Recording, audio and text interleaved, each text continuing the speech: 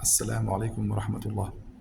On se retrouve aujourd'hui à la fac pour la présentation d'une petite épître écrite par le mufti Mohammed Shafi' rahimahullah, qui est l'ancien mufti du Pakistan et père du shir Mohammed Taqiyuddin al-Uthmani. Cette épître, très courte de 40 pages, traite du sujet des divergences et de l'union et de la division entre les musulmans. Alors le shir va commencer par évoquer les divisions. Comment sont-elles nées?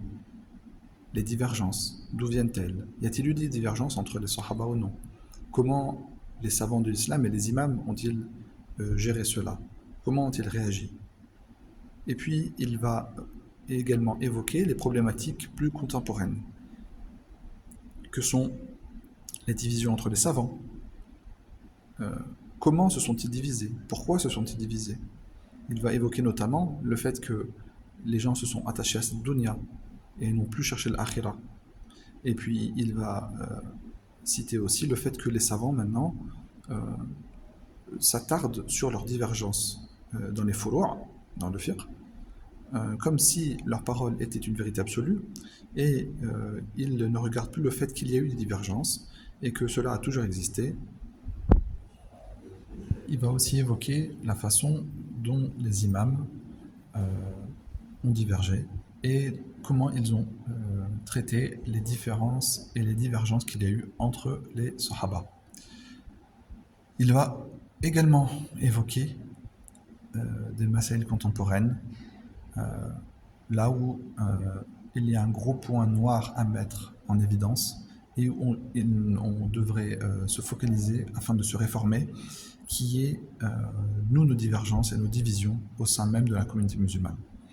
Alors il va évoquer les causes de la division, il va évoquer aussi les causes qui pourront nous faire nous unir, il va aussi évoquer le fait d'appeler à Allah, il va évoquer comment appeler à Allah, et que l'une des causes aussi que beaucoup de gens appellent entre guillemets à Allah mais qu'il n'y a aucun résultat, c'est qu'ils n'appellent pas vraiment Allah. Ils appellent à eux-mêmes, ils appellent à leurs paroles, et bien sûr ils ne mettent pas en œuvre ce qui nous a été demandé comme maw'idatun hasana et tout ce que Allah a évoqué dans le Coran, dans les différentes sourates, et notamment quand Moussa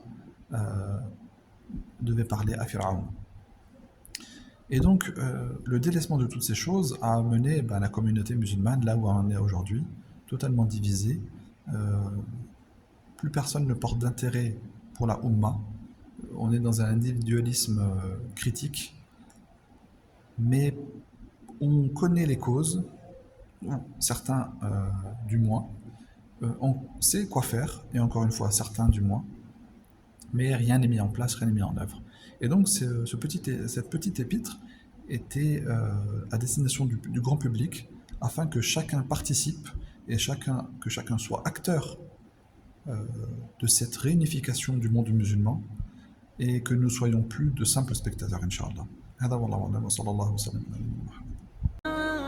معنا نهج حياة جئنا تبصرة عن كل ضلال أعددنا بضع رسالات تحمل نورا للأجيال معنا نهج حياة جئنا تبصرة عن كل ضلال أعددنا بضع رسالات تحمل نورا للأجيال